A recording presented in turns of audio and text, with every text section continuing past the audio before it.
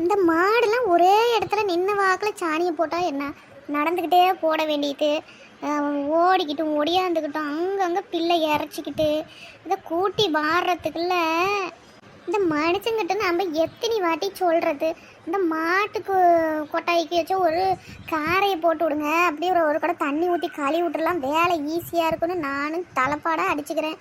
இந்தா போட்டுடலான்னுக்கிட்டு ஒன்றுத்தையும் கண்டுக்க மாட்டேங்கிறேன். அப்படி பத்திராளி அக்கா, நீ காலையிலேயே வேலையை ஆரம்பிச்சிட்டீங்களா? ஒத்தையிலேயே புலம்பிக்கிட்டே செய்கிறா பிடிக்குத, ஏன் என்னாச்சு?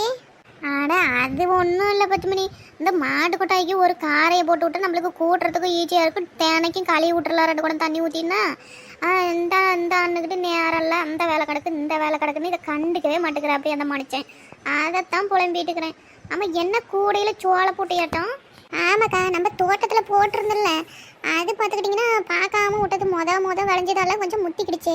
இந்த இளம் போட்டையாவே தான் கேட்குறாங்க, இந்த முத்தி போன மூட்டையெல்லாம் கடிக்க முடியல அப்படிங்கிறாங்க, நல்லா பால் போட்டையாவே தான் கேட்குறாங்க. சரி, நீங்கள் தான் மாடு வச்சுக்கிட்டு இருக்கிறீங்களே, மாடு கொஞ்சம் சாப்பிட்டா நல்லா பால் கறக்குமில்ல, நம்மளுக்கு பால் கறக்கிற மாடு தானே? ஆமாம்மா, 2 மாடு பால் கறக்குது, ஒரு மாடு பார்த்தா சேனையாக இருக்குது. நான் நிறையா பால் கறக்கிறதே இல்லை, கண்ணுக்குட்டிக்கே விட்டுறது, பொட்டை கண்ணுக்குட்டி இல்லையா, நல்லா குடிச்சுட்டு பெரிச்சாகட்டும் அப்படின்னு. சரி, அது குடித்த மீதியை தான் கறந்துக்கிடுவேன்.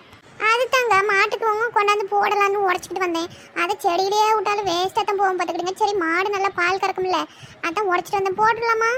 போடு 10 மணி, அது சாப்பிட்ரும், போட்டுரு. சரிக்கா, அந்த கூட்டி வரையாச்சா?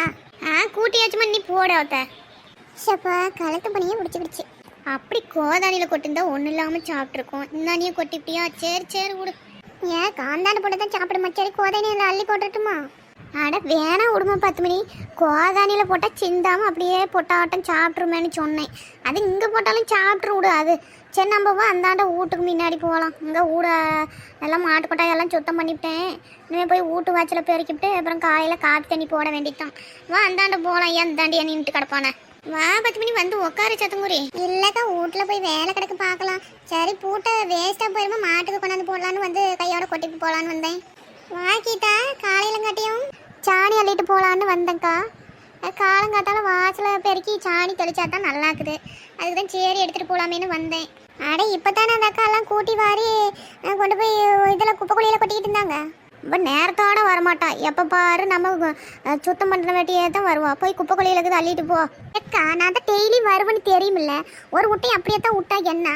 ஏட்டி, அதை மட்டும் விட்டுட்டு கூட்டணுமா, பார்க்கறதுக்கு நல்லாவா இருக்கும், அதுக்கு தான் சுத்தமாக கூட்டி வாரி போட்டேன். வரவ கொஞ்சம் நேரத்தோடு வரணும், பொழுது முளைச்சிட்டோம்.